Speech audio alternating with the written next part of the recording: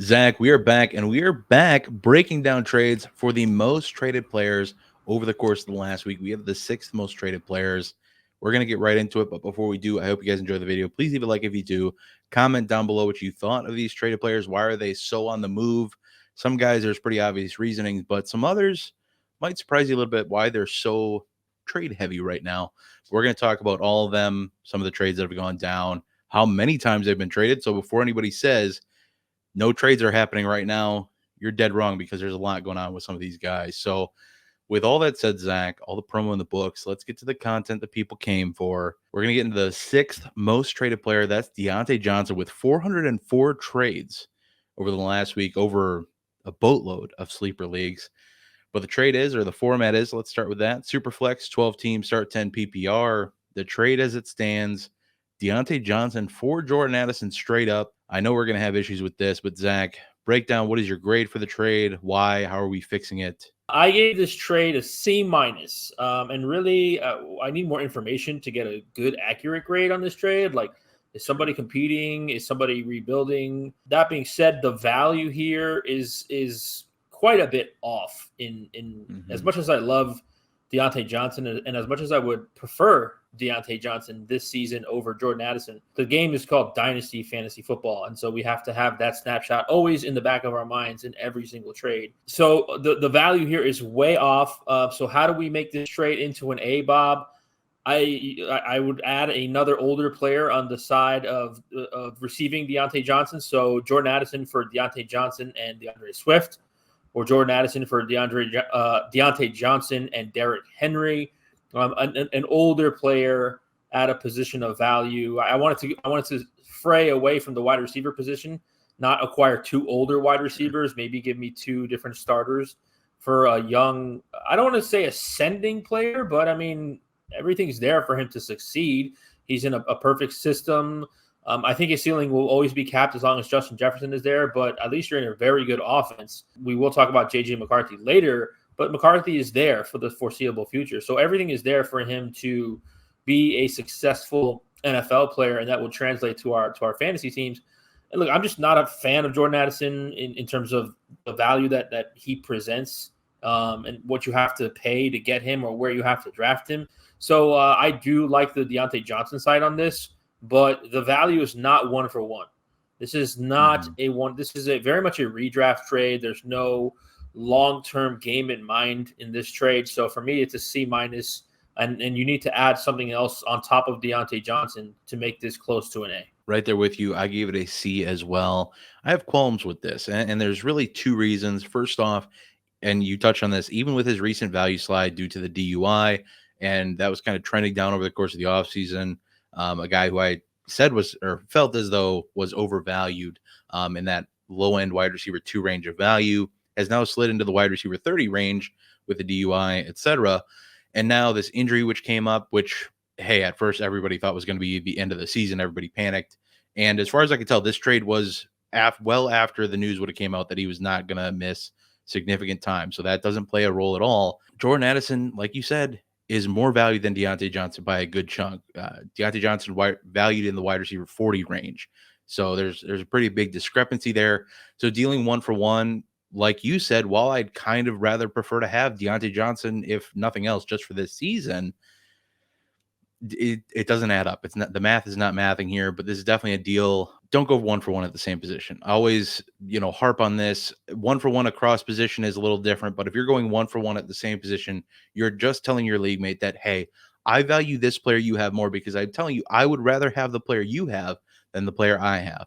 And now you can get into conversations with, well, one team's competing, one team is rebuilding, whatever the case is, which this obviously would make sense here, but the values still don't line up. As much as it's valuable to those teams to have players that fit their trajectories, the value just doesn't math out. So for me, making this trade better, make it an A, something along the lines of, like you said, adding a player, adding a pick, something like that to the Diontae side. Diontae plus a 26 second for Jordan Addison plus a 25 third feels about right. I don't think they're worlds apart, but I think this is a good deal for both sides still, where the Diontae side gets to improve its youthful draft bank. The Addison side gets younger, and they still get a sooner pick as well. Even though they're downgrading the pick, it's a little bit sooner. So that's why, or that's how I'd look to fix this trade and improve it just that little bit. So moving on to the 5th most traded player, T. Higgins cracking the list here. We haven't talked about T. Higgins in a bit. 421 trades going down involving T. Higgins on the trade today. Let's talk about the format first, Bob. Superflex 12 teams, start 11, PPR league. The trade here is T. Higgins for Ladd McConkey and a 25 third-round pick. Zach, what's your grade? Why? How we fixing the deal if we need to? Just another player that I'm not a big fan of.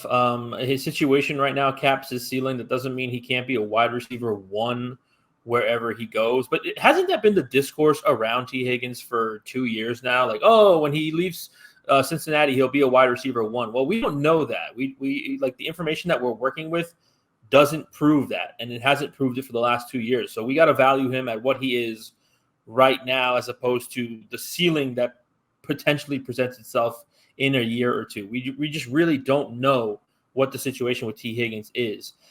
So for me, first of all, I prefer to be on the McConkey side. With that, however, Bob, again, I want more on top of this. It's not enough for me to pivot off T. Higgins. He's in an offense with Joe Burrow, a good passing offense. He's got other weapons there in Cincinnati, like Jamar Chase, to take attention away from double teaming him.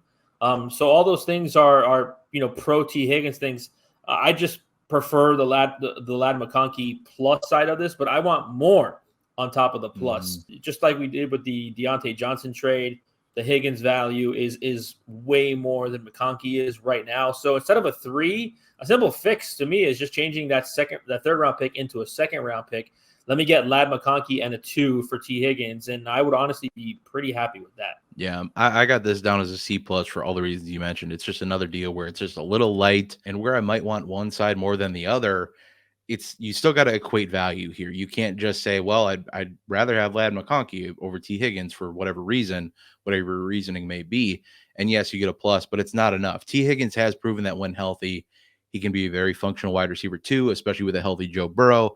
Now, how often those stars align, yet to be determined if it'll happen this year again, whatever the case is. But, and you mentioned too, expected to be on the way out next season possibly, and maybe landing in a more target-rich situation where he's not the wide receiver 2 on a team. So I lean heavily value-wise with the T. Higgins side. I don't think you're getting enough, as much as I do enjoy Ladd McConkey, and I think, kind of wheels up for him. And I've never been the T. Higgins guy on this channel. Long time ago, I was saying Jalen Waddle over T. Higgins and got, thrown out of my own comments section on YouTube. But I think T. Higgins is being a little disrespected here, not quite enough value being appropriated. It needs to be at least a second-round pick with Ladd McConkey. Maybe just added a second-round pick. We don't typically like to go 3 for 1 here. Maybe get a 4th back with T. But there definitely needs to be more with the McConkey side here to make this deal right. Because I don't hate the tear down, because I think McConkey can certainly get into that, mid to low wide receiver 2 range as well. And the thing about that range is we are spoiled with dynasty assets right now, especially at the wide receiver position specifically, where we have just a lot of very good wide receiver talent.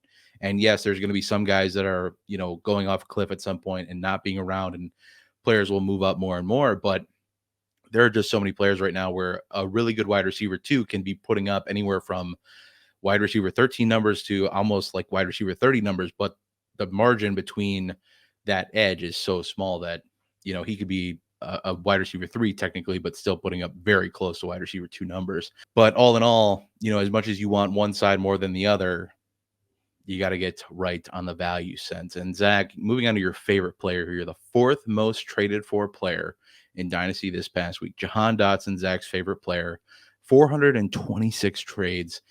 And this one hurts a little bit because I've been up and downs with both sides here. But let's talk about the format. Superflex 12 teams start. I sure did. Superflex 12 teams start 10 PPR. The trade is straight up Jahan Dotson for Josh Downs. And I saw several variations of Jahan Dotson for Josh Downs. For whatever that's worth to anybody, these two are crossing paths between teams more often than they are not. That's not exactly true, but they're definitely crossing lines very frequently. Zach, give me your thoughts on this one. It's a tough one for me to digest, but what do you got? Yeah, so there's just been so much conflicting information with Jahan Dotson, what the coaches are saying, what this person on Twitter is saying. The only thing that I can really go off of is what's happening on the field, right? First preseason game, Jahan Dotson played in 2 wide receiver sets next to Terry McLaurin. And then in 3 wide receiver sets, he played in the slot. He saw 100% route participation with Jaden Daniels in the game. Like, what else am I supposed to go off of there? Does some report about Olamide Zaccheaus having a good training camp? Who cares? Like, we have had so many reports of players having a good training camp. Who cares? Until I see the Commanders not start Jahan Dotson in the preseason or in the regular season, or if he's not out there for 100% of the routes that Jaden Daniels is out there, I can't go off of anything else. I like Greg Rosenthal's tweeting that, oh, Jahan Dotson might be on the roster bubble. Then why is he playing 100% of the snaps with Jaden Daniels in the game? How does that make any sense? Can somebody connect the dots? How did we get from here to here? I'm trying to figure out the way to go. How do we get from here to here without just like cutting course and not making any sense? Look, again, that's all I have to go off of. I'm not a Washington beat person. And I'm okay to say when I'm wrong. I've said it so many times on this channel. I was wrong about XYZ. But how is a situation where a player on the field for 100% of the snaps in preseason game 1, and as we're recording this, it's preseason week 2, so maybe things change. I don't know. But as of recording this, that's the information I have to go off of. So I'm not one of these people that's afraid to acquire Jahan Dotson. I'm still not, because everything that I'm seeing in situations that matter, say Jahan Dotson is on the field. You know, you can come at me. So I think it was our own Noah who came back, who clapped back at me in our Discord, like, doesn't matter if he's not good. He's on the field, bro. Like, he's on the field. What more do you want? Like, that is, you always are asking for opportunity. Whether you think a player is good or whether I think, that is no difference to me. The only reason I've been buying Jahan Dotson is because of the price tag. Okay. I was never, this 2 years ago. I didn't care about Jahan Dotson. I didn't care. I still don't really care. He's relatively cheap. So as it relates to this trade, just because of the situation with Josh Downs, the high ankle sprain, there's so much going on in Indianapolis with the mouths to feed. Adonai Mitchell is looking really good in training camp. Michael Pittman is there. 17 tight ends are still there, including Jelani Woods. Jonathan Taylor is there. Trey Sermon is there, and Anthony Richardson is there. So there's just so much going on. And you can say the same thing about the Commanders, and I cannot disprove that. But again, I'm seeing Jahan Dotson play 100% of the snaps. So that's what I'm going to go off of. So I'd be happy to acquire Jahan Dotson here if I'm moving off Downs. I would want more than this. Can I get Dotson and a 2 for Downs and a 3? That'd make this an A trade to me, Bob. I gave this one a C, I guess. It just doesn't feel great to me. I think, first we got to talk about our process again. Stop trading 1-for-1 at the same position. And second, the steal is probably close enough, but I'd still just rather have Josh Downs. As much as I like Dotson, I loved Josh Downs as a prospect, was one of my highest graded wide receivers in his respective draft class. And I still believe in him maintaining a significant role in this offense going forward. And I think as much as I love Josh Downs, I think you're not upgrading with this too much. Like, I think Josh Downs' floor and ceiling is a smidge higher than Jahan Dotson's. But again, you're not doing that much to improve on it. Like, I'd rather use, if I'm trading Jahan Dotson or Josh Downs for that matter, I'd rather use them as a launch pad to get to a better wide receiver. Somebody in the 20 to 30 range, as opposed to guys that are valued in the 35 to 45 range, like Jahan Dotson and Josh Downs are. That's what I like to do, as opposed to, or we could square the steal up, moving Jahan Dotson in a second for Josh Downs in a third, all about something like that as well. But I'd rather tier up to a higher group of wide receivers versus, pivoting to a pretty similar situation, in my opinion, of what I think I'm going to get out of these guys, similar age, probably within 1.5 of each other points per game wise. Fun fact, you all just learned, Zach, quoting you, Zach will go to bat very hard for stuff he quote unquote does not care about, with Jahan Dotson there. So ladies, get yourself a man like Zach who will go to bat hard for you. Oh, that's funny. When he doesn't care. But either way, we'll move right along. We'll talk about the third most traded player, Zamir White, back in the top 6. He was on our list last week. He was the most traded player last week. He's down to 3rd. He's still doing work, but some recent news has bounced him down the list a little bit. So the format in this situation is a super flex 12-team start 9 PPR format. The trade is Zamir White for a 25-second and 26-third. Saw this deal 3 times, so that's probably a pretty good. And I look at about 25 total trades. So the fact that this was in there 3 times might not seem like a lot, but when there's a lot of variations out there, that this is one of the most common occurring types of trades. So throwing that out there for whatever it's worth to anybody. But Zach, what are your thoughts on this one? Give it a grade. Give us the why. How do we fix it if we need to? I'm going to give this a D+, and a lot of this is timing. It's point scoring season, as you know, I love to say.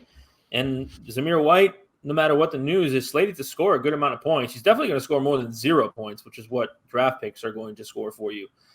So, if I am in a situation where I'm not in a complete rebuild, then Zamir White makes sense for me as a person to feature on my team in 2024. I have no idea what 2025 looks like, and I'm taking that into account when I'm factoring trade value. So I'd rather have Zamir White than some draft picks at this very moment as we're getting ready to set starting lineups in 2 weeks here, or 2 or 3 weeks, Bob. I want a player who's going to have, 70% of the team's carries at the running back position. I'll take that. Something that would make me interested more in a trade is 2 second-round picks, 2nd and a 3rd, especially one that's 2 years away. Doesn't really get me all that excited. But another trade that I did plug into DLF here that I did like, let me swap Raiders. Let me get Jakobi Meyers in a 25-second. I'll give you Zamir White. That way, I still score points. I have a good flex play / bye week / injury fill-in type player. And look, every report about Jakobi Meyers has been good. They like him. They love him. Antonio Pierce speaks glowingly about Jakobi Meyers. So just a guy I wouldn't mind having on my fantasy team to have some depth. And then I get a 2nd-round pick. So I'm still getting points and I'm getting draft capital. That's a trade that for me, if I was going to move off Zamir White, I'd be more interested in making to make this seem like an A trade, Bob. I have a C- on this one, and I kind of looked at this a little differently. So I looked at this from primarily the aspect of buying Zamir White, and so I have a C- on this because right off the rip, I think there's just better running backs we can acquire at the cost of a 25-second and a 26-third. If you have assets you're willing to move around, try to get the best assets you can. I think going after running backs in not only better offenses, but are probably going to be featured in larger rush shares or even have receiving upside. Guys like James Conner, Derrick Henry, Tony Pollard, Alvin Kamara, the list goes on. Devin Singletary, Zach, I know another one of your favorite targets given the value. Maybe not as good of an offense or much better of an offense, but I just don't love, like, I think of how I have Zamir White on my rosters, and most of them are just, I took him last year or the year prior as a flyer, and now he's just an extra piece. And if I could flip Zamir White for a 25-second and 26-third, I'm feeling pretty darn good about it. But I know I would not go unless I felt mighty confident in my picks being late and go buy Zamir White at this cost. So while I don't disagree with what you're thinking of, if you're selling him, go chase these values, I personally would not be willing to pay it because I don't think Zamir White is a super, not that we need a super long-term asset, but guy with a couple knee injuries behind him already. I don't believe in that offense all that much. So I have concerns, but like I said, if I'm selling, I'm stoked. But if I'm buying or in the market, like I said, I'm going to chase those guys. And even if I have no luck with them, I don't know if I'd still pay this for Zamir White. And I think if you're in a rebuilding phase, or like I said, or in the instance of he's just kind of excess at this point, I think getting off for a 25-second and 26-third is great. I see your point, though, too. If you're just trying to, swap points to be competitive at another position, I see that pathway, too. That makes a lot of sense that you wouldn't trade, for, like you said, something that's going to score you 0 points, get some points back on your roster, get some extra depth that's going to help you. But I couldn't pay that for Zamir White, but I see where you're at, Zach. I get you. Moving on to the second most traded player, JJ McCarthy, set to miss the 2024 season, the entire season. And you'll see this stat thrown out there that he's the first quarterback in the modern era since 1960 something or whatever, the first round quarterback to miss his entire rookie season. And all that is just a fluke stat. Like, people are going to take that the wrong way because they will. That's how people are. People are going to read into that too much. And it's just like, it's dumb luck that this happened, that he's going to miss the season. He's not any worse for it. Zach, you're touching on it too, that, you kind of think this might be a good thing. I don't want to spoil too much, but Zach, the format, Superflex, 12 teams, start 11, PPR league. The trade is JJ McCarthy for 25 first. Saw this 3 times again. So it's probably signifying some trends in the value. Zach, what do you think about this one? What do you got? I gave this trade a C, and the first thing that I wrote, Bob, was I guess, and that was it. This really just feels like somebody's panicking, when in reality, it's probably really good that he's not playing his rookie season. There's been so many memes about the current situation for the Minnesota Vikings with the plethora of injuries and, just the things that have happened to them off the field. They had a player die. They had Jordan Addison with the DUI situation. There's been so many things with this team that maybe it's good for a rookie quarterback to not play in the first season. Like, why is this? We do this as a fantasy community. This is my new problem with the fantasy community is you don't see immediate production. And it's like, yeah, but players still very much succeed having not produced in year one. Like, that's a thing. Players get better, situations get better. A good quarterback was Patrick Mahomes. Didn't really play his rookie year, right? Except for at that point, 17. So I'm totally fine having, look, I for the most part, I was not drafting JJ McCarthy knowing that it was going to be a quarterback battle, which you should have known when you drafted him, relying on him to be a starting quarterback for my team. If anything, he was a QB3. And as you know, I love to do, Bob, if I had McCarthy, I probably went out and tried to buy Sam Darnold because that's what I do with my quarterback situations. I usually try to, especially if it's a premium quarterback, I try to have the backup just to have some points to fill in just in case. So I'm not dismayed by the injury, and I wouldn't promote anyone to panic sell JJ McCarthy.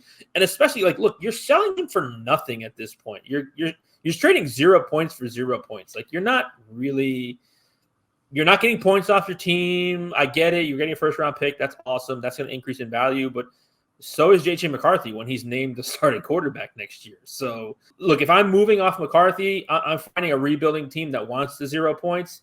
Can I trade into a player? Can I buy, and this is not going to be a straight up deal, can I get a Nico Collins? Can I get a Kyron Williams? I will trade JJ McCarthy plus at this point to get that. I will get the 0 points off my roster. You can have the 0 points that will help your rebuilding situation and help me compete for 2023 or 2024. I think, Zach, we both like the idea of buying McCarthy for a 25 first. No, for a mid to late 25 first. Yeah, I mean, if I can guarantee, you're pretty much guaranteeing yourself a starting quarterback next year. Yeah, and the reason why I do like that, I gave this trade a B plus, by the way, looking at it again primarily from that perspective of buying. And in general, I don't think it's terrible value, but the reason why it's not an A is that, like you kind of noted, you're just re-rolling, selling McCarthy for a 25 first, and I don't feel like I'm really gaining anything doing that. But looking ahead at the 2025 quarterback class, if you haven't been around and haven't heard us mouth off about it, there's a lot of concerns in this class at quarterback. And so basically what I'm thinking about, what I'm considering myself doing is I'm just drafting JJ McCarthy in next year's quarterback class. And I know that's not exactly what's happening, but that's how I'm considering the move, is selling the first instead of trying to take a shot on the quarterback next year in a class that has question marks, to say again. But this is another method of buying low on an injury as a method of estate planning, and this isn't the worst thing you could do. So I like the pivot from that aspect, but absolutely, if I'm selling and I'm looking for points, for a rebuild, it doesn't make sense. Just hold on to the guy. Like, unless you think the 25 first is early, maybe, but because then you're not trading an asset to a team that's going to get any better having JJ McCarthy on the roster this year. They're going to be all the worse for it. Not that the pick is helping them either, but either way, if you're trading it for an early first, fine, I guess. But if it's anywhere mid to late, I don't see the point. I'd rather, like you kind of noted, trade into a Nico Collins, a Kyron Williams, something along those lines. Just give me points this year or something better this year. And absolutely, I think, kind of like we discussed with Anthony Richardson missing most of last year, might have been good for the guy. Not that the team was in as much turmoil as the Vikings seem to be, but a guy that needed reps, or just to be around an NFL locker room and be in meetings and all of these things, be around the team and not have to also put the team on his back every week, things of that sort, might have been good for his development. I think it can be for JJ McCarthy as well.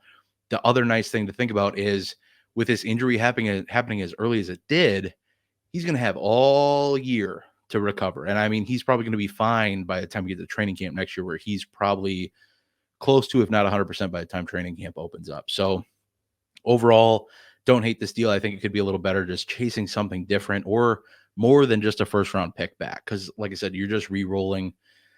And I don't think you're going to find a JJ McCarthy quarterback in next year's class. Carson Beck is probably the favorite to be the best quarterback in next year's class. I know some people like Shedeur Sanders, some people like a handful of other quarterbacks, but it is still a lot of question marks coming out of that class. So that's what I'd be looking to do with that. Hey, JJ McCarthy's injured. Who's starting now? The most traded player, Sam Darnold, with 915 trades the last week alone. This formatting, Superflex 12 teams, start 9.5 PPR.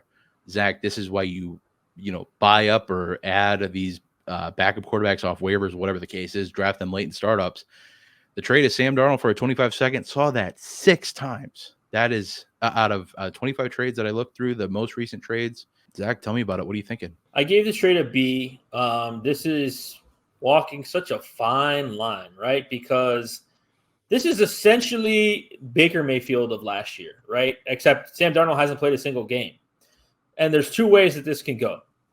Sam Darnold can be bad or mid or get injured, or Sam Darnold could be good and sign a multi-year extent or a contract with another team next year. It's very unlikely it's the Minnesota Vikings. But as you just noted, the quarterback class isn't all that great. And if he plays like Baker Mayfield did last year, he could work his way into a $100 million contract. The team could be very interested in acquiring his service. Look, you doubt that, but you said you what was that? For 10 years? $100 million 10-year deal? If I told you a year ago Baker Mayfield's going to get a $100 million contract, you're giving me the exact same response. And if I told you 2 years ago that Geno Smith is getting an $80 million contract, you had the exact same reaction. That I would have. So exactly. So look, there's a situation. There's an opportunity where Sam Darnold could work himself into whatever kind of a deal that's more than a backup quarterback deal in 2025. But I'm selling. I am selling, and I've had an issue with finding the appropriate value in selling because you're going to give away points this year. However, Sam Darnold could get injured week 3. He has the propensity to get injured too. I think a lot of people saw what he did. I think it was week 18 last year with San Francisco. He had a very good last week of the season, did pretty well fantasy-wise. But this is a player I'd like to get off of if I can.